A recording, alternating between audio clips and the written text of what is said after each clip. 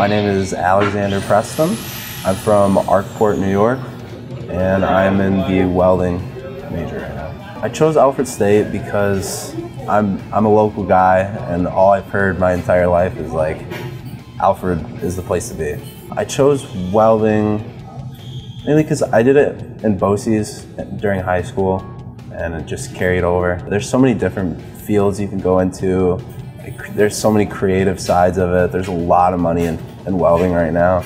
They need a lot of new workers. So it's a combination between lecture and lab. You'll have 4 hours of lab time each day, and then about 2 hours of lecture.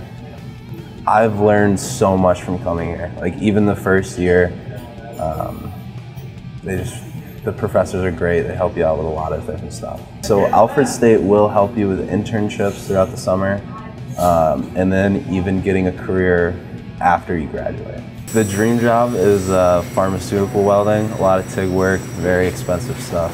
I would tell any high schooler that's looking for a welding career to come to Alfred State because it is one of the best on the East Coast and, in my opinion, in the country. I've built a bond at Alfred State that will lead me to a payday down the road.